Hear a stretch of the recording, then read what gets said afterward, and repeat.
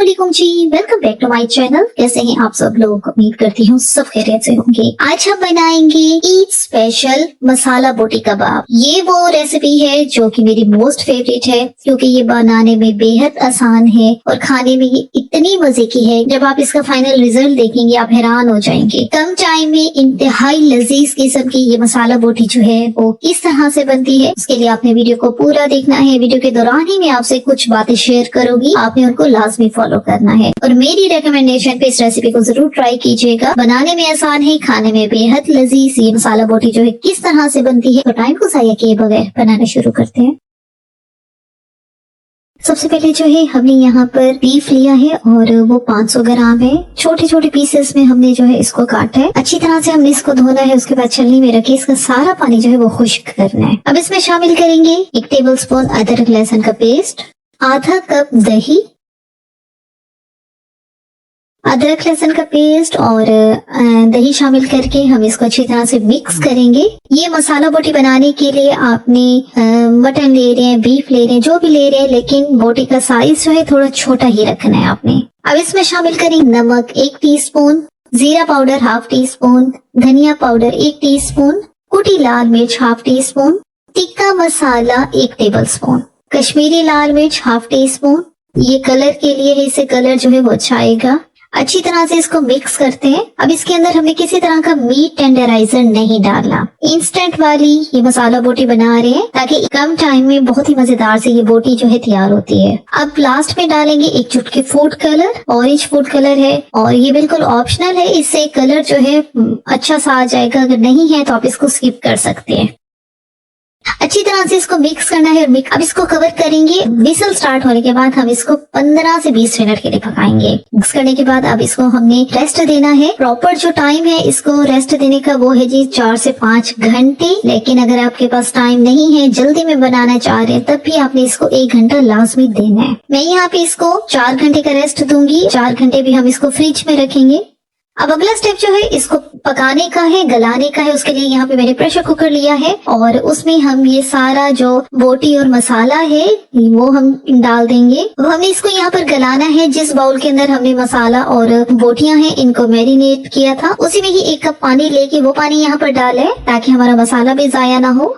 बगैर meet tenderiser के हम इस बोटी को बना रहे हैं, तो इसीलिए हम इसको प्रेशर कुकर में ही मैं इसको गलाऊंगी ताकि हमारा जो गोश्त है वो बहुत अच्छी तरह से गले और फिर खाने में भी वो इंतहाई लजीज लगे। 20 मिनट के बाद इसका कवर हटाते हैं तो यहाँ पे पानी भी सारा खुश्क है और बोटी भी अच्छी तरह से जो है गल चुकी है। तो बस अब यहाँ पे जो एक्स्ट्रा पानी है उसको भी आपने जो है यहीं पे सुखा लेना है। यहाँ पे डालेंगे नींबू का रस 1 खाने का चम्मच। दोबारा से हल्का सा इसको मिक्स करेंगे। तो बस यहाँ पे हमारा जितना पानी है वो हमने यहाँ पे खुश्क कर लिया है। तो बस अभी जो बोटी है इसको चूल्हे से उतारते हैं। अब अगला स्टेप जो है, एक पैन के अंदर हमने 2 टेबलस्पून ऑयल लिया है और साथ 1 टेबलस्पून हमने बटर लिया है। बटर अकेला भी ले सकते हैं, लेकिन ऑयल साथ लेंगे तो यह बटर जलता नहीं है और बटर के साथ इस बोटी का जो फ्लेवर है बहुत ज्यादा मजे का आता है।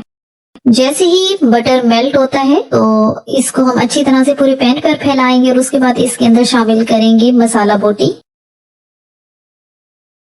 अब बेसिकली हमारा जो गोश्त है वो अच्छी तरह से पका हुआ है, गला हुआ है। अब यहाँ पे हमने इसको बटर के अंदर जो है वो हल्का सा फ्राई करना है और इससे जो मसाला बोटी का टेस्ट है, फ्लेवर है, वो भी बहुत मजे का आएगा और लुक में भी ये बहुत ही अच्छी से बनेगी।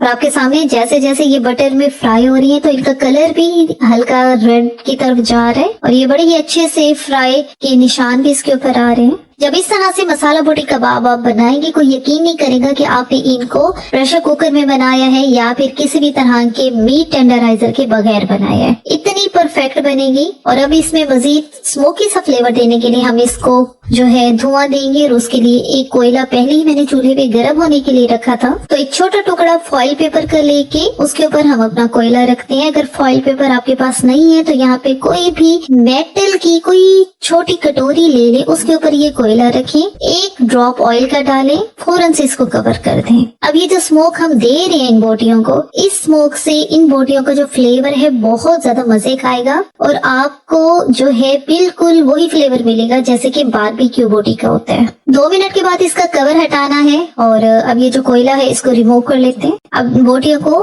दोबारा से हल्का सा मिक्स करते हैं। तो बस यहाँ पर हमारी मजेदार सी मसाला बोटी जो है वो रेडी हो चुकी है और इसको यहाँ पे अब हम सर्व करते हैं। सर्विस को आपने इसी धनिए वाले रायते के साथ ही करना है और ये जो हम ग्रीन सॉस बनाते हैं इसी के साथ ये बहुत मजे की लगती है। एक एक पीस के ऊपर अच्छी तरह से मसाला कोट है और फिर जब लास्ट में हमने इसको बटर के साथ हल्का फ्राई किया है तो उससे जो है इसका फ्लेवर मजीद मजे का बना है। तो बस ये यहाँ पर हमारे बहुत मजेदार बोटी कबाब जो है रेडी हो चुके हैं। बनाने में बहुत आसान है। एक पीस में आपको चेक करवाती हूँ, मसाले से पूरा कोट है, बटर का जो हमने ऊपर इसको तड़का लगाया है उससे बहुत अच्छी शाइनी लुक आई है और फ्लेवर इसका बहुत मजे का बने। अब इसको मैं तोड़ के चेक करवाती हूँ, चेक करें। गोश्त अच्छी तरह से गला हो गया। आपने भी इसी चीज को मेक श्योर करना है कि जब आपने प्रेशर कुकर में पकाना है कि गोश्त आपको अच्छी तरह से गला हुआ होना चाहिए, सख्त नहीं होना चाहिए, क्योंकि इसके अंदर हम ना तो पपीते का पेस्ट डाल रहे हैं और ना ही किसी तरह का जो है कचरी पाउडर डाल रहे हैं। लेकिन उसके बावजूद भी